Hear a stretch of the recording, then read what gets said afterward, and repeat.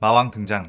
오늘은 애니메이션 나 혼자만 레벨업에 나오는 주인공 성진우가 귀멸의 칼날 세계관에 들어간다면 어땠을지에 대한 가상 시나리오 3부예요. 이 영상에는 치명적인 스포일러와 개인적인 견해가 있으니 그 점 유의하시길 바랍니다. 大丈夫ですか? 그럼 시작해볼까요? 저번 영상에서는 성진우가 귀살대 본부애가 그림자 병사를 인정받은 뒤 무한열차애가 아카자를 제압하고 그림자 병사로 만드는 것까지 전개했었죠. 저번 영상을 보지 않으신 분들은 보고 오시는 게 이 영상을 이해하고 즐기는 데 수월하니 1, 2부를 먼저 보고 오는 거 추천드리고요. 이 시나리오는 마왕님이 지 멋대로 쓰는 거라 원작의 설정은 시도 때도 없이 바뀔 수 있고 다소 억지스러운 부분도 있을 수 있다는 점 미리 알려드립니다. 그럼 마왕 시나리오 시작하겠습니다. 진우와 표주로 일행이 하연일 엠무와 상현삼 아카자를 퇴치했다는 소식은 귀살대를 흥분시킬 수밖에 없었는데 심지어 완전히 소멸시킨 것이 아니라 병사로 거느리고 있다는 것에 충격을 금치 못했죠. 귀살대 주들은 지금껏 상현의 온이와 마주쳐본 적이 없었기에 상현의 강함에 대해 많이 궁금했고 혹시 아카자를 꺼내 보여줄 수 있느냐고 물었습니다. 그의 진우는 아카자를 소환했고 아카자가 늠름한 포스와 귀기를 뿜으며 등장하자 사내미는 내가 먼저 상현의 온이를 만났더라면 내 손에 전부 다 죽었을 거라고 했죠. 아카자는 그런 사내미를 보고서 피식 웃었고 사내미는 방금 내 말을 듣고 웃은 거냐며 분노했는데 아카자는 진우에게 솔직히 말해서 지금의 귀살대 검사들은 아무리 주급이라고 해도 상현의 온이를 만나면 위험할 것이고 상현 이의 온이를 만나면 반드시 죽게 될 것이라고 했습니다. 사내미는 진우에게 저 자식이 지금 뭐라고 하는 거냐고 물었고 진우는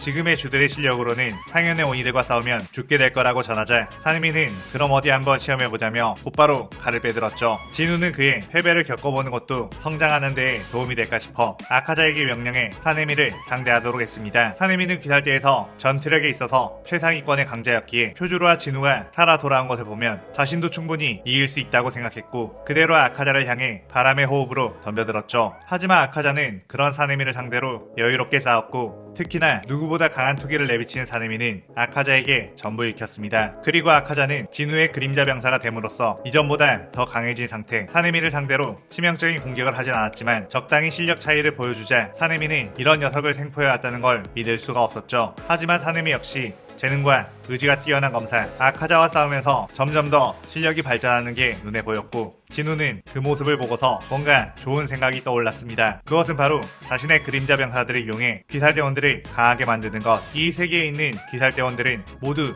오니에 대한 큰 상처를 입고 살아가는 이들 자신 혼자서 모든 오니를 제압해버린다면 이들의 한을 제대로 풀어줄 수 없기에 이들을 강하게 만들어 어느 정도의 한을 풀 수 있게끔 해주려고 했죠. 그래서 검사들의 수준에 맞춰 오니들을 이용해 실전처럼 훈련을 시켰고 주들과 탄지로는 아카자와의 싸움에서 큰 성장을 이루기 시작했습니다. 그러던 중 정보를 얻기 위해 유곽에 잠입해 있던 우주의 탱게는 아이들이 행방불명되었고 탱게는 그곳을 조사하기 위해 나서게 되었는데 진우는 그림자 병사를 늘리기 위해 함께 가게 되었죠. 탱게는 이곳의 온이는 쉽게 정체를 드러내지 않으니 유녀나 손님으로 위장해 들어가야만 찾을 수 있다고 했고 진우는 예쁘장하게 생겼지만 체격이 남자라 여장을 못하고 옆에 따라온 탄지로라도 여장을 시켜 내보내려고 했습니다. 진우는 그에 그럴 필요가 있겠냐며 그림자 병사들을 이용해 찾으면 될 거라고 했죠. 탱게는 이곳에는 오니에 대한 존재를 모르는 일반인들도 많다 보니 그 방법은 너무 위험하다고 했지만 진우는 다 생각이 있다며 그림자 병사로 하연일 엠무를 소환했습니다. 엠무는 의심이 가는 유곽 세 군데에 수면 혈기술을 시연해 뿌렸고 그 안에 있는 유녀들과 손님들은 모두 잠에 빠지게 되었는데 아무래도 유곽이란 곳은 술이 함께 있는 곳이라 인간들이 잠에 빠진다고 해도 이상하게 여기지 않을 것이며 오니가 인간으로 변장해 있다면 분명 혈기술에 다른 반응을 할 것이라고 했죠. 그렇게 엠무에 의해 모두가 잠든 유곽에 잠입해 조사를 시작했는데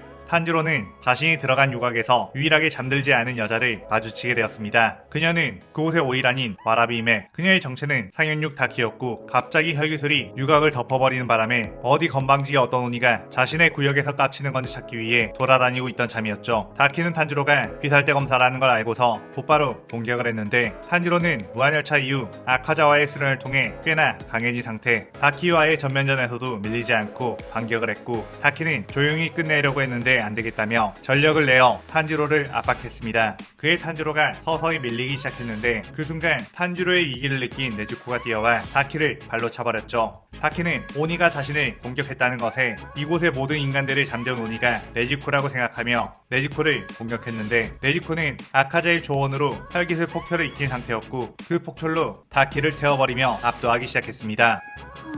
다키는 이런 꼬맹이들에게 당하고 있다는 것에 점점 열이 받았고 탄지로와 네즈코를 보고선 둘이 남매라는 걸 알아 자신도 오빠를 불러야겠다는 생각을 했죠. 다키 자체는 상현 6이라고 하기엔 그렇게 강한 오니는 아니었지만 사실 상현 6의 진짜 실력은 오빠인 규타로와 함께 싸우는 것. 지금까지 수많은 주들은 규타로의 기습 공격에 당해 죽음을 맞이했었습니다. 그렇게 규타로는 다키의 그림자 속에 숨어 탄지로의 뒤를 노렸는데 규타로의 낫에는 강한 독이 들어있어서 스치기만 해도 몸에 마비가 오는 상황이었죠. 탄지로는 규타로의 기습을 반항하지 못했고 규타로의 낫이 탄지로의 목까지 다가갔는데 그 순간 진우가 탄지로의 뒤에 뿅 나타나 단검으로 그 낫을 막아버렸습니다. 규타로는 분명 이곳에는 탄지로와 네즈코만 있었는데 언제 나타난 거지라며 당황했는데 사실 진우는 아까 전에 탄지로가 다키와 싸우고 얼마 안 있어서 이곳에 도착했고 은신 상태로 탄지로의 싸움을 지켜보고 있었던 것. 진우는 자신도 암살 스킬을 자주 쓰는 타입이다 보니 규타로의 암살 스킬을 쉽게 알아차렸었습니다. 규타로는 진우의 얼굴을 보고 잘생겼다는 이유로 엄청 열받아하며 그 얼굴을 갈갈기 그어주겠다며 덤벼들었죠. 그런데 그 순간 진우는 그 자리에서 사라졌고 규타로는 주변을 둘러보며 긴장을 했지만 뒤쪽에서 진우가 나타나 단검으로 목을 베어버렸습니다. 규타로는 자신이 전혀 반응하지도 못했다는 것에 이대로 있다간 다키까지 잡혀 죽을 거라는 걸 알았고 다키에게 다급하게 최대한 멀리 도망가라고 소리치자 다키는 황급히 그 자리에서 도망가기 시작했죠. 진우는 일단 다키는 내버려두고 규타로의 목을 베었다 보니 피를 채취한 뒤 그림자 추출을 시전했는데 어째선지 규타로가 그림자 병사가 되지 않자 다키와 규타로의 관계에 비밀이 숨어있다는 걸 눈치챘습니다. 그때 다키는 이미 멀리까지 도망친 상황.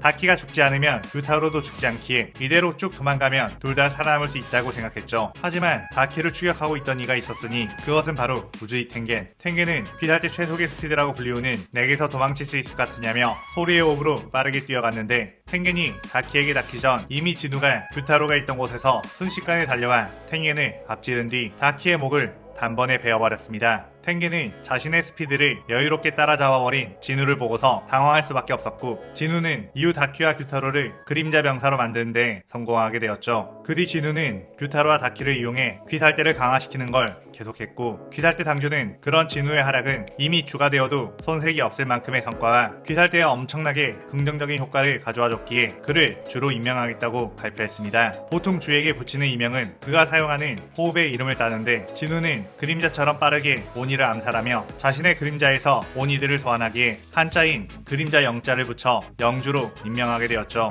그렇게 그림자 군주 아니 그림자 영주가 된 진우는 퀘스트 목록에 주가 된 기념으로 주는 특별 퀘스트 창이 열리게 되었고 그 세부 내용을 보니 귀살대 여자주의 고민을 해소해주기 라는 목록이 있었죠. 진우는 일단 이것을 완수하면 뭔가 보상이 있을 거라는 생각에 여자 주인 미치르야 시노부를 만나기 위해 그녀들의 행방을 물었는데 마침 그 둘은 대장장의 마을에 가 있다는 이야기를 들었고 진우 역시 대장장의 마을로 가게 되었습니다. 그곳에 가자 곧바로 미치리를 만날 수 있었는데 미치리는 굉장히 명랑하고 부침성 좋은 성격이다 보니 진우와도 거리감 없이 빠르게 친해질 수 있었죠. 반면에 충주 신호부 같은 경우는 겉으로는 굉장히 다정해 보이지만 가식적인 미소라는 것이 느껴졌고 이전에 나타고모산에서 살짝 트러블이 있었던 만큼 어쩐지 모르게 거리감이 느껴졌었는데 대장장의 마을에 와서도 그녀는 사무적인 인사만 하고서 자신의 볼일을 보러 가버렸기에 미치리의 고민을 해결해 이 서브 퀘스트를 완수해야겠다는 판단을 했습니다. 진우는 마침 온천욕을 하고 나온 미치리와 함께 식사를 하게 되었고 엄청나게 먹어대고 있는 미치리에게 자신의 음식을 나눠주자 미치리는 감동을 받아 눈에서 하트 뿅뿅 빔이 나오게 되었죠. 진우는 미치리에게 혹시 개인적인 고민 같은 거 있느냐고 조심스럽게 물었고 미치리는 내일 밥은 무엇을 먹을지 같은 고민을 말하는 거냐고 묻자 진우는 그런 건 아닌 것 같다고 오랫동안 쌓아왔던 고민 같은 게 있으면 말해보라고 했습니다. 미치리는 한참 동안을 머뭇거리다가 사실 자신은 귀살대에 들어온 이유가 바로 강한 남자를 찾아 결혼을 하기 위해서였다며 어린 시절부터 유독 힘이 강해 남자들이 무서워했다고 그래서 귀살대에 있는 강한 남자와 결혼하는 것이 소원이자 오랫동안 감춰왔던 고민이라고 했죠. 진우는 그 고민을 듣자마자 뭔가 잘못 걸린 느낌을 받았고 너보다 강한 듬직한 남자라면 교메이 씨는 어떠냐고 물었습니다. 미치리는 교메이 씨는 승려라서 결혼을 안 하실 거라고 했고 진우는 당황하며 그럼 기우 씨는 어떠냐고 물었죠. 그러자 미치리는 기우 씨는 자신이 아무리 말을 걸어도 대답해주지 않는다고 했고, 진우는 그럼 우주희 씨는 어떠냐고 물었습니다. 미치리는 그분은 아내가 3명이나 있는 유부남이라고 울상을 지었고, 진우는 점점 난감해하며 그럼 사내미 씨는 어떠냐고 물었죠. 미치리는 사내미 씨는 들리는 소문으로 전 화주였던 호초 카나이 씨를 좋아했던 것 같다라고 들었다 했고, 진우는 호초라는 성을 듣고서 신호부와 같은 성씨라는 걸 알았습니다. 그뒤 미치리에게서 그 이야기를 더 캐내려고 했는데 그 순간 신호부가 그 방에 들어오는 바람에 이야기가 무산이 되었죠. 그래서 진우는 미치리에게 어쨌든 언젠가 그 소원이 꼭 이루어지길 바란다며 격려를 해주며 마무리를 지었고, 미치리의 고민은 자신이 해결할 수 있는 수준의 고민이 아니라고 결론지었습니다. 그리 한밤중에 진우는 밖에서 달을 바라보고 있는 신호부를 발견하게 되었고, 신호부의 고민을 듣기 위해 그녀에게 다가가 혹시 고민 같은 게 있느냐고 물었죠. 신호부는 그런 거 없다고 부드러운 미소를 지었는데, 진우는 아까 얼핏 들었는데 당신의 언니도 귀살대 검사였느냐고 물었습니다. 그러자 신호부는 그렇다고 대답을 했는데 그 순간 그녀의 눈에서는 엄청난 분노와 함께 슬픔이 비춰졌죠. 진우는 뭔가 깊은 속사정이 있다는 걸 간파하고서 그걸 물으려고 했는데 멀리에서 오니의 비명소리가 들렸고, 신호부는 표정이 굳어지며 자신이 설치해놓은 덫에 오니가 걸렸다고, 이 대장장이 마을에 오니들이 들어온 것 같다고 다급히 일어났습니다. 진우는 한참 신호부에게서 고민을 들을 수 있는 좋은 기회였는데 오니에게 방해받았다는 생각에 열이 받았고, 곧바로 그림자 병사들을 소환해 대장장이 마을 곳곳에 배치했죠. 신호부 역시 빠르게 뛰어가 그 오니들을 상대하려고 했는데 신호부가 마주친 것은 바로 상현우 교코. 신호부는 빠르게 벌레업을 시연해 교코를 공격해봤지만 교코는 상현우 오니답게 신호부를 농락하며 도망다녔습니다. 그러다가 신호부는 교코의 빈틈을 찾아냈고 곧바로 뛰어들어 공격에 성공했는데 교코 역시 신호부의 칼에 찔림과 동시에 자신도 신호부에게 독침을 꽂아 넣었죠. 신호부의 독에 맞은 교코는 고통스러워했지만 어느 정도 소화해내며 회복에 들어갔고, 신호부는 점점 몸에 독이 퍼져 마비가 왔기에 빠르게 해독약을 제조해 자신에게 투여했지만 이미 그 상태로 신호부가 불리해진 상황이 되었습니다. 교코는 꽤나 강한 독을 가지고 있는 것 같지만 그 정도로는 상현의 오니를 죽일 수 없다며 신호부를 향해 수백 개의 독침을 날렸고, 신호부는 저걸 전부 다 피할 수 없다는 걸 알았죠. 그런데 그 순간 진우가 나타나 자신의 몸으로 그 마비침을 전부 다 대신 맞았고, 이 시나리오 3부가 끝이 나게 되죠. 이번 시나리오에서는 진우 혼자서만 활약하는 것이 아닌 귀살대 전체에게 큰 영향을 주며 퀘스트 방식으로 미치리와 신호부와도 접점을 만들어 풀어봤습니다. 오늘의 가상 시나리오에 대한 감상평 많이 남겨주시고 다음 편을 원하신다면 좋아요 많이 눌러주실 바래요. 그럼 마왕은 퇴장. 오늘 영상 즐겁게 보셨다면 구독, 좋아요, 알림 설정 누르는 거 잊지 마시고요. 그럼 오늘은 이만. 사요나라.さようなら。